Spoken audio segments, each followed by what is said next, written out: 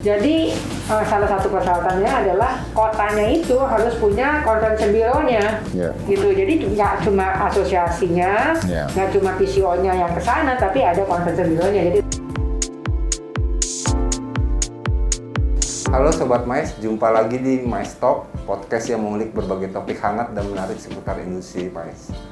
Saat ini kita akan membahas tema tentang destination building, upaya bagaimana membawa event-event internasional ke Indonesia.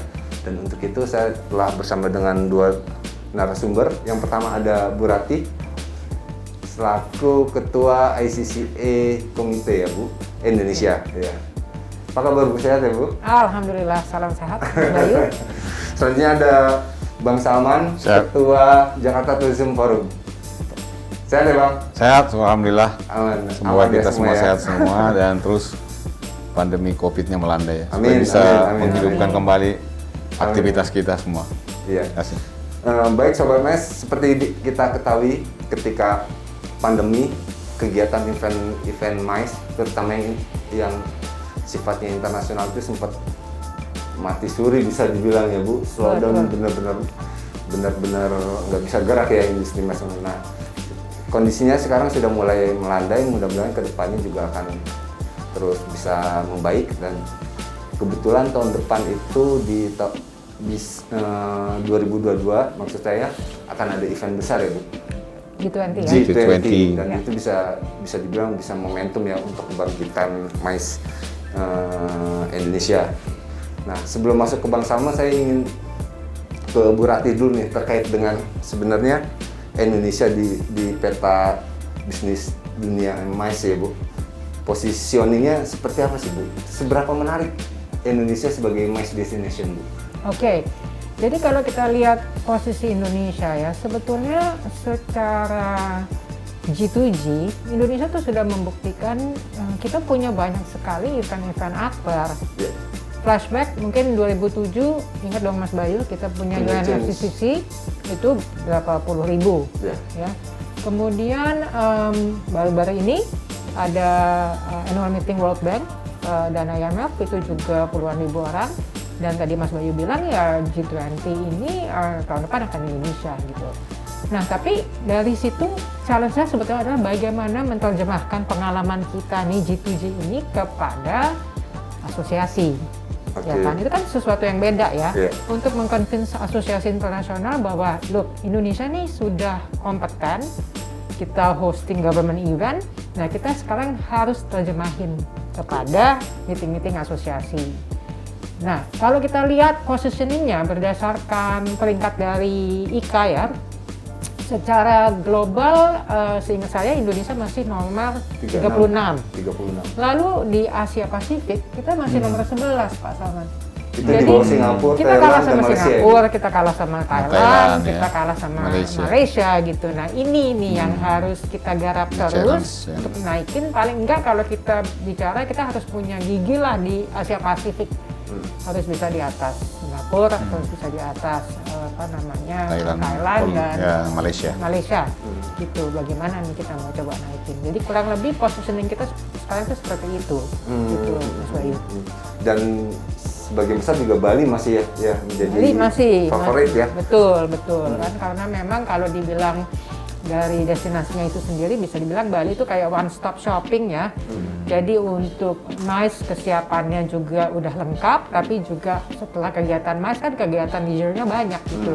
Dan itu kan juga merupakan salah satu faktor yang menyebabkan satu destinasi itu dipilih gitu. Nah ini menarik Bu, biasanya kan yang menjadi destinasi mais ini kan bisnis ya Bu. Biasanya terkait ibu kota punya peran penting. Iya. Nah ini saya mau ke Bang Salman nih, posisi Jakarta gimana nih di antara kota-kota lain Indonesia, terus upaya apa yang akan dilakukan Jakarta untuk membawa event internasional gitu?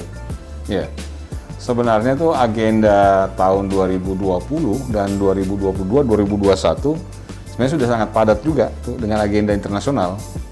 Sayang sekali kan kemarin kan COVID ya. COVID, okay. Jadi misalnya tuh satu acara bergengsi yang pameran penerbitan buku yang biasanya dilakukan di Jerman ya. Nah itu rencanakan tahun 2022 akan tempatkan di sini.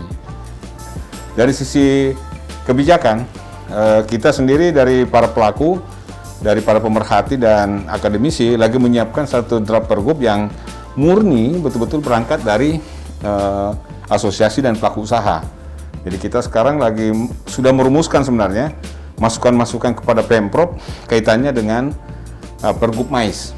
Jadi karena Jakarta kita anggap sebagai ibu kota yang relatif cukup lengkap, seluruh penerbangan dari berbagai kota kan pintu masuk selain Bali dan Kepri. Jadi sebenarnya kendala itu kan bisa kita katakan kecil lah. Kemudian venue-venue yang ada di sini kan berstandar internasional dan mungkin kantor-kantor pusat dari berbagai organisasi baik tingkat nasional, regional maupun internasional, kalau ada ditempatkan di Indonesia pasti di Jakarta. Jadi sebenarnya tinggal kita ramu sedikit, harusnya berbagai kegiatan itu bisa kita posisikan Jakarta. Dengan adanya pergub ini, begitu pembukaan new normal nanti atau kondisi COVID melandai, kita tuh udah siap dengan satu insentif yang kita tawarkan terhadap bidding. Kalau diadakan di Indonesia itu kami siap dari sisi apa, kemudian apa insentif-insentif yang diberikan kepada para pelaku usaha gitu, misalnya pengurangan pajak dan sebagainya, itu kan ada dalam diktum itu. Jadi dalam pergub itu kurang lebih fungsi convention bureau ada di situ, Pak? Rencana seperti itu. Jadi convention bureau itu kita sebenarnya bukan hal yang baru di Jakarta ya. Di zaman era Pak Poke sudah ada itu. Jadi kita hanya menghidupkan kembali dengan merevitalisasi fungsi-fungsi yang menyesuaikan dengan perkembangan zaman lah, kira-kira begitu. Kita harus punya, karena itu kan target kita, itu kan target bisnis kita. Target size ekonomi yang kita mau dapat, ya harus kita memperkorban itu kan, dan menyiapkan perangkatnya saya kira. Ini kan bisnis yang paling besar loh, dan multiplier efeknya gede. Kenapa kita nggak seriusin? Jakarta ini udah nggak bisa lagi untuk industri manufakturnya, harga tanah mahal, PBB juga mahal, mungkin rumahnya beliau, orang tuanya beliau aja berapa juta tuh setahun tuh. Jadi udah nggak cocok. Kita itu mainnya di perdagangan jasa. Itu aja. Nah ini menarik Bu, peran fungsi government atau itu kan terkait dengan apa ya, upaya membawa event internasional vital ya, krusial gitu ya. Berdasarkan pengalaman Bu Rati gitu ketika bidding atau mungkin ya memilih sebuah destinasi gitu, apa sih Bu pertimbangannya? Sebetulnya gini, kita coba lihat dulu dari segi nasional ya. Sekarang ini yang paling cepat ya untuk mengembalikan event MICE ya ke Indonesia adalah dari government. Karena apa? Meeting G2G itu kan namanya apa ya? Networking gimana caranya dari Pak Jokowi dan jajarannya mengconvince untuk bikin meeting Indonesia, contohnya G20. Hasilnya bisa dibilang instan, ya kan? Lalu kemudian yang kedua adalah ada yang bilang skala menengah lah ya, jangka menengah, yaitu keterlibatan networking dari government dengan lembaga-lembaga internasional, WHO lah macam-macam. Itu juga kan mereka banyak juga meeting-meeting, kita coba tarik, mereka punya annual meeting atau mereka punya big event. Nah nanti masuk di kita nih yang asosiasi adalah kita kerja jangka panjang, gitu, bahwa yang namanya meeting asosiasi itu bukan 1-2 tahun gitu loh. Kita mesti lobbying dan tiap tahun panjang kita lagi. Jadi harus hadir ya. Ini bukan cuma setelah muka, benar-benar membangun ya. Itulah Mas, kalau nggak kenal malah nggak sayang gitu loh. Jadi kita harus punya hubungan juga yang baik supaya kita bilang oke, misalnya dalam 2027 nih ada event gede, kita akan bidik. Nah dari sekarang nih kita udah bina, ya kita datang ke event-event mereka sebutnya. Nah, peran government menurut kami ya bukan cuma masalah finansial, ya kan? Tapi juga pada saat kita pergi ke event-event nasional itu, kita akan ajak pejabat-pejabat yang penting baik dari nasional atau dari regionalnya ya. Regional, misalnya kita bisa Jakarta, ya kan siapa nih yang dibawa, dan harus yang high level ranking official ya. Karena apa? Untuk memberikan kepada mereka keyakinan ya. Kita tuh serius gitu loh, ya. Bukannya kita mengecilkan fungsi ataupun secara pangkat mungkin orang yang middle, tapi ya mereka tuh melihat wah misalnya ministernya datang, keputusan paling ya gampang Pak Wagubnya ikut gitu loh, apa namanya. Jadi itu buat mereka ini menunjukkan keseriusan. Mungkin Mas Bayu ingat ya, tahun lalu kita sempat bikin online meeting yang dengan Kemenparekraf yang ada dari Gaining Age. Iya. Di awal tahun 2020 konsep. Iya, kan itu juga kan salah satu resep bahwa confidence itu bisa ditimbulkan apabila bukan juga kesiapan dari asosiasinya atau kesiapan destinasinya, tapi juga dukungan seperti itu dari government gitu. Jadi itu yang kita harapkan gitu loh, Mas Bayu. Dan skala ini kan memang kalau dari BIDI, kalau kita bicara dari kementerian memang masih case by case basis ya dukungannya. Nah mungkin dengan nantinya seperti jadi lebih kencang ya, misalkan ada Jakarta Convention sendiri akan jadi push, bisa push gitu loh dengan adanya aturan dari ini gitu. Itu targetnya kapan, Bang? Sebenarnya kan udah masuk ya, cuma ini masalahnya kan ada pergantian kepemimpinan lagi di Dinas Parekraf ya.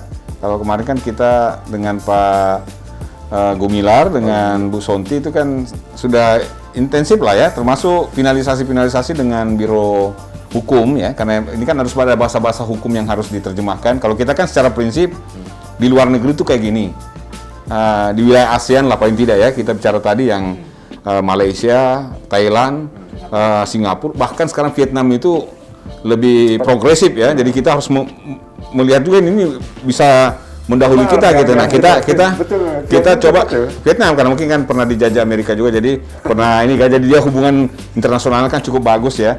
Banyak pengusaha-pengusaha yang dulu di luar terus kembali untuk investasi kembali ke negaranya. Jadi saya kira ini satu tantangan buat kita, dan saya cuma membayangkan waktu itu penyelenggaraan kegiatan Asian Games itu, ya, bagaimana seluruh pihak mengkeroyok kegiatan itu.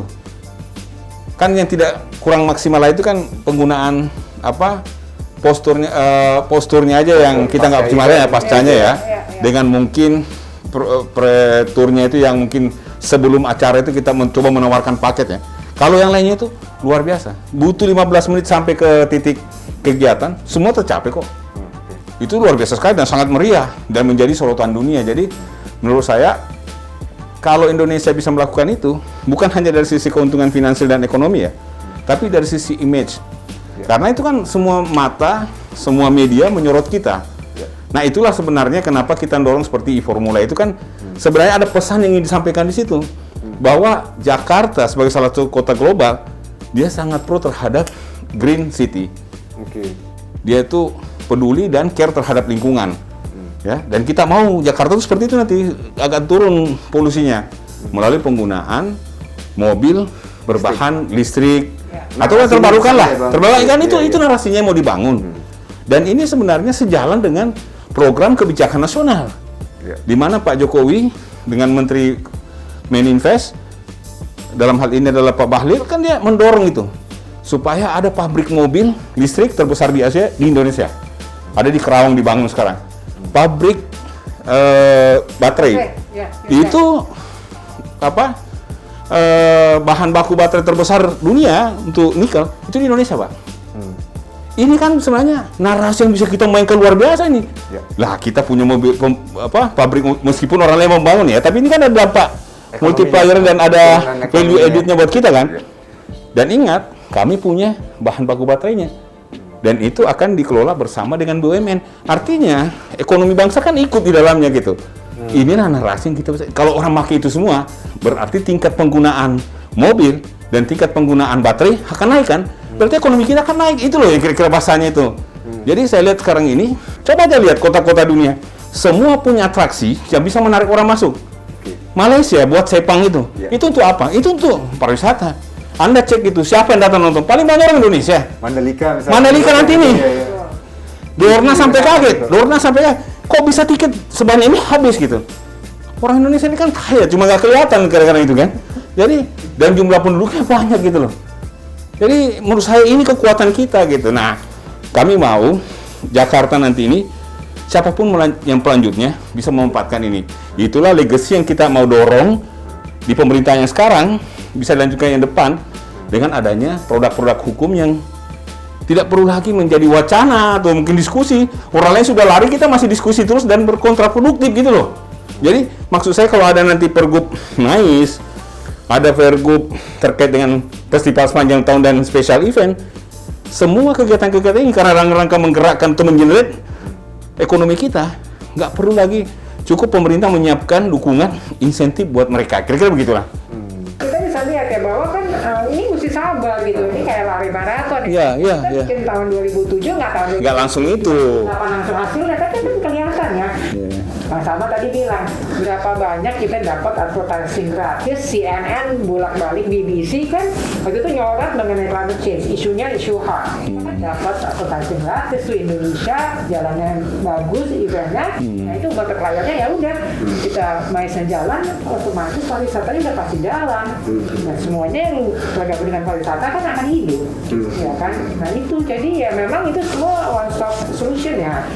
Mungkin kalau sekarang yang perlu memang ditambahkan adalah selain tentunya ya karena kita lagi COVID yang jadi Concern. isu ya, jadi concern adalah masalah protokol Kesehatan. ya kan. Mas Bayu tahu seperti IKA, UV semua udah bikin satu apa yang namanya panduan. Nah kita kan juga udah punya turunan ya. Dari kementerian udah bikin CHSE. Dan kita lihat semua value semua sudah Semua punya. standarisasi. Ya kan, masalah vaksinasi kita juga udah banyak yang vaksinasi. Jadi sebetulnya terakhir tadi Bang Salman bilang masalah mengenai apa namanya green ekonomi lah, Iya. ya kan. Iya. Kita juga harus karena itu menjadi salah satu persyaratan. Persyaratan Kan bukan cuma masalah keselamatan kesehatan, tapi masalah lingkungan hidup itu juga yang harus menjadi perhatian. Gitu. Jadi jangan cuma kita ngomong-ngomong, oh ya recycling apa, itu udah harus dijalankan benar. Gitu. Karena itu akan menjadi pertanyaan juga, menjadi salah satu persyaratan apakah kita sudah pro terhadap Lingkungan itu ya, green city. Bu, kalau asosiasi menentukan kriteria untuk eventnya gitu, apa aja sih Bu pertimbangannya? Yang mungkin yang bisa dibilang paling 4 besar itu yang pertama adalah mengenai akses. Kami juga tadi bilang, masuk mau masuk apa? Masuk Jakarta, mau masuk Bali. Yang penting flight banyak. Yang kedua adalah masalah infrastruktur, ya kan? Infrastruktur, ya transportasi juga harus baik. Kedekatan antara venue kepada hotel-hotel, kemudian variasi dari hotel itu sendiri, ya kan, jangan cuma yang mahal, ada bintang 4, ada bintang 5, ada bintang 3-nya, itu jadi semua itu bisa terserap. Lalu tentunya konektivitas internet itu penting. Lalu apa namanya kesiapan healthcare system kita, rumah sakit, ya kan? Ya, tentu itu kan menjadi satu pertimbangan. SDM tentunya, kesiapan TCO-nya. Ya kurang lebih itu persyaratan yang menurut saya sih ya kita tuh punya semua ya kan ya. Gitu. Cuma ya ini gimana nih caranya untuk menggaungkan Indonesia adalah mass destination. Karena mungkin orang masih berpikir Indonesia adalah leisure destination. Ya. Ini kan sedang dibangun nih narasi ini, terus nih harus didorong, terus harus didorong. Nah, itu networking penting, hadir di event-event internasional penting, government G2G narik terus. Itu nanti selalu exposure-nya makin tinggi, masuk CNN, masuk BBC, orang masih gratis lagi ya, orang makin tahu, gitu. Gitu, kata Mas Bayu. Nah, Bang, tadi Bu Rati sempat bilang potensi untuk asosiasi meeting itu luar biasa, 13.000 ya Bu? 13.000 setahun. Ya. Jakarta berarti itu gimana Bu? Bang? Ya sebenarnya itu salah satu yang kita lihat. Makanya kan kita, kenapa yang paling didorong pertama itu kan bukan kegiatan pariwisata yang lain, kita minta. Jadi kita tuh melihatnya itu ada 3 pilar besar dan kue besar yang bisa kita manfaatkan di momentum bagaimana mendorong Jakarta dengan sektor pertumbuhan ekonomi barunya melalui sektor parekraf ini adalah pertama adalah tadi MICE, yang kedua adalah special event. Kita punya standar-standar venue yang bisa, apalagi dengan hadirnya JIS nanti, terus kemudian tim, tuan rumahnya beliau ini, tim itu nanti beda. Itu tim standarnya internasional itu kan 1,9 triliun ditata ulang gitu kan. Itu pameran. Itu kapan ya Bu? Akhir tahun ini. Udah lama serius. Akhir tahun ini nanti. Akhir tahun ini ya. Makanya sering jalan-jalan, ada bawa tuh foto, podcast ke sana jalan lihat. Itu. Sini. Sebenarnya kita tuh, saya lihat perencanaan Pemprov termasuk Ragunan itu udah hanya bertepatan dia belum masuk pengusulan, terus tiba-tiba COVID. Itu desainnya luar biasa itu. Kayak Anda berada di Afrika Selatan, melihat hutan dan binatang, tidak perlu ada pagar-pagarnya lagi. Anda di atas lewat, lihatin di bawah itu. Jadi luar biasa sekali sebenarnya. Itu kan semua fasilitas yang bisa kita siapkan. Kalau ada kegiatan internasional, pasca atau sebelum acara itu bisa menikmati itu. Nah, seperti misalnya untuk yang JIS kan bisa kita manfaatkan untuk special event, pertunjukan mungkin karena sepak bola kita belum terlalu menonjol, kita undang klub-klub sepak bola besar datang bertanding ke sini atau minimal eksibisi. Itu bisa, kan nanti bisa dilakukan, nggak salah Juventus dengan apa gitu mau melakukan di sini. Jadi beberapa venue yang peninggalan dari Asian Games kemarin bisa dimanfaatkan untuk kegiatan misalnya untuk pertandingan sepeda, kemudian pacuan kuda dan sebagainya, itu kan udah siap. Jadi kalau sarana prasarana Jakarta sangat oke mendukung, lah, sangat gitu mendukung. ya. Bu, ini komparasi nih Bu. Kalau di luar itu yang merangkul mereka dan memfasilitasi mereka kan ada sebuah biro ini. Ya, nah di sini ini kan juga menarik ini. nih, ini juga menarik nih, Bang Salman. Ya, siap. Ya, jadi salah satu persyaratannya adalah kotanya itu harus punya convention bureau-nya, Ya. gitu. Jadi nggak cuma asosiasinya, Ya. nggak cuma PCO-nya yang ke sana, tapi ada convention bureau-nya. Jadi tadi waktu Bang Salman bilang akan dihidupkan kembali Jakarta, itu bagus ya kalau bisa diaktif terus. Jadi itu jadi satu. Kalau lihat member IKA yang convention bureau, misalnya Cina aja berapa puluh dia punya convention bureau, Australia. Satu mainland Iya, ya.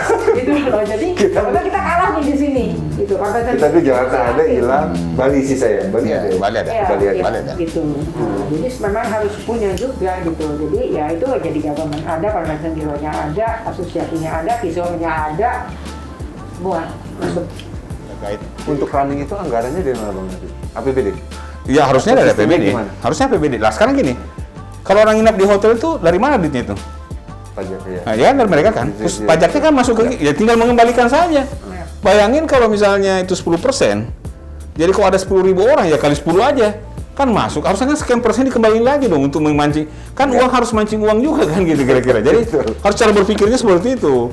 Jangan, aduh kok keluarin duit kok. Enggak, kita untuk mendapatkan duit besar harus ngeluarin duit kan gitu kira-kira.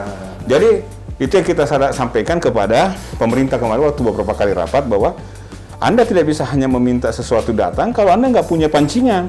Ya Anda kasih insentif supaya lo orang lain tuh kan peserta datang dihitung per satu kepala $100 misalnya. Bayangin itu. Kita nggak perlu separah-parah itu aja lah gitu. Apa yang bisa Anda berikan misalnya? Misalnya untuk melakukan welcome dinner untuk ini itu kan biasa tuh di kantor gubernur. Jadi paling tidak gubernur, wagub paling rendah sekda menerima setiap ada tamu datang, itu kan sebuah kehormatan juga. Dan saya kira itu bukan yang baru juga.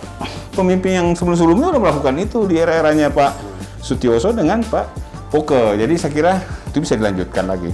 Dan secara nasional mungkin insentif pajak itu bagus buat semua rata kepada penyelenggara ataupun kepada quote-unquote suppliernya, mulai yang punya hotel, mulai yang punya venue. Yeah. Ini seperti yang kita lihat di Thailand sudah jalan, kalau nggak salah di Chili seperti itu, di Australia juga seperti itu, ada insentif pajaknya. Jadi harga yang ditaruhkan menjadi lebih kompetitif ya Bu? Memang orang kita mais 3-5 kali harganya lebih tinggi dibandingin tourist leisure.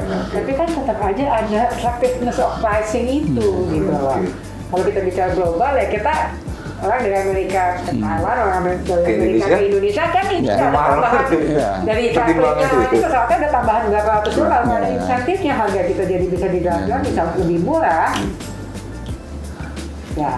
Selisihnya jauh nggak sih Bu? Kalau untuk PAX gitu ya harga kita di compare dengan Singapura, dengan Thailand, kita terbilang mahal Bu? Masih terbilang mahal. Kita bicara dari ini aja. PR ya Bang ya situ ya? Karena minim insentif ya? Bisa dibilang ya? Naik pesawat dulu deh. Amerika ke Thailand, Amerika ke Singapura, Amerika ke Jakarta. Sudah pasti kita paling jauh. Kita paling mahal kan feelingnya Malaysia ada hitungannya. Dari situ aja dulu. Gitu loh. Jadi saya pernah juga ketemu dengan Garuda tuh. Harusnya Garuda mimpin nih. Sebab jangan dilihat tiket itu sebagai ini, itu tiket pintu masuk loh. Jadi kalau harganya bisa kompetitif, orang tuh mau, murah banget nih. Tapi kan nanti dapat duitnya bukan dari situ. Kita ambil di hotel, kita ambil di merchandise yang dibeli, terus nonton apa, makan apa. Kan ini ekonominya berputar. Nah, cuma kan kita berpikirnya kan sendiri-sendiri, itu masalahnya. Jadi belum berpikir sebagai ekonomi bangsa ya, Pak. Nah, memang harus ada yang mendudukkan ini persoalan. Saya pikir memang pemerintah yang paling harus mengambil posisi di situ. Karena ini kan bagaimana caranya mengajak orang untuk menutup itu dulu. Kos yang jelas real itu keluar kan, misalnya HPP-nya sekian gitu. Itu nggak mungkin nggak keluar. Nah, ini gimana caranya ya? Kita kasih mungkin insentif, tapi kan pemerintah kan di ujungnya akan ada PPN, akan ada Balik lagi. itu loh masih kembali lagi. Jadi atau dari wisatawan MICE-nya. ya itu. Ya memang kita mesti balik lagi bilang bahwa oke, kalau kita mau bilang pariwisata sebagai devisa terbesar, ya kita mesti all out. Ya, harus kan? harus. Jadi yang kita bicarakan dengan yang kita lakukan Harus sama, harus matching. Setuju nggak Ya, Pak? harus. Itu bilangnya pariwisata devisa terbesar, iya, tapi orang mungkin masih cara berpikirnya masih yang ya oke, tidak di pariwisata gitu masuk mungkin nggak dalam jangka pendek, tapi dalam jangka panjang itu yang paling sustainable menurut saya sih. Gitu. Kalau sumber daya alam kan bisa habis. Habis. Ya, kan? Sama kita jaga alam kita, ya karena aturannya ada, ya mana akan terus belakang. Sebenarnya topiknya menarik sih. Bisa panjang tapi bisa sampai sore betul. Tapi waktunya agak terbatas. Tapi sebelum ditutup mungkin ada closing statement dari Bu Rati dan Bang Salman terkait dengan tema. Dari Bu Rati dulu atau Bang Salman dulu? Oke. Jadi kalau saya lihat ya, mungkin dalam 2 tahun ke depan ini memang kita event masih dalam bentuk hybrid ya. Tapi tetap saya sih yakin bahwa setelah 2 tahun ini akan kembali lebih ke arah offline ya. Di situ potensi Kembali normal ya? Kembali normal, jadi mungkin yang namanya hybrid itu lebih ke arah meeting-meeting kecil, tapi meeting-meeting besar itu yang sifatnya annual atau biannual itu bisa kita tarik ya ke Indonesia, kemudian peserta dengan puluhan ribu peserta itu, jadi ya PR kita banyak.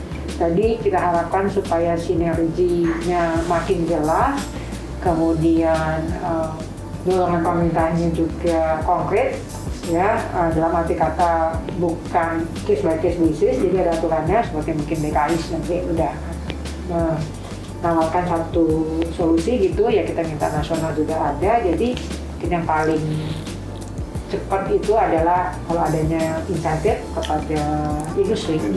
Itu yang bisa membantu kita. Jadi hopefully setelah 2 tahun, memang 2 tahun ke depan akan banyak event hybrid, tapi setelah itu kita harapkan akan kembali normal. Jadi semuanya tuh akan bergerak gitu loh.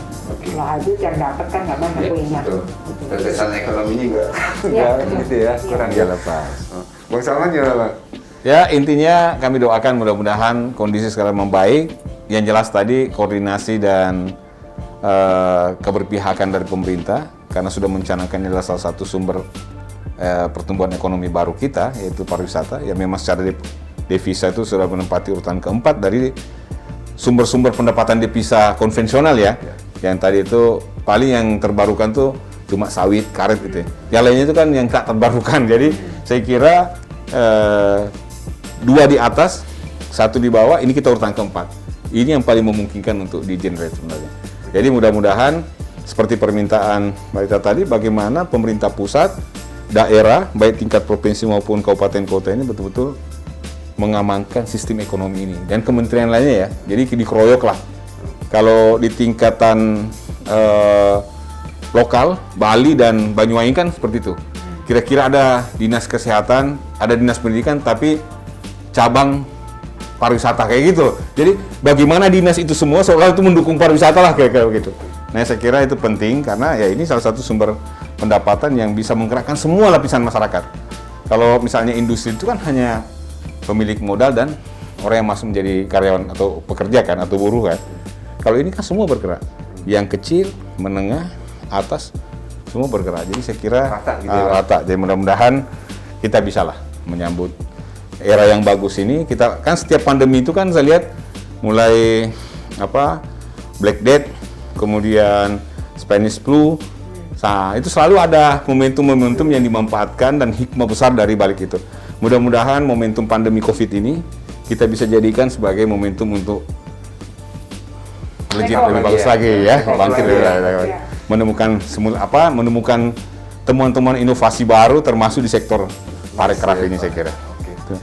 Baik, terima kasih sekali lagi Bu Rati dan Bang Salman atas waktunya telah menyempatkan hadir pada sore hari ini.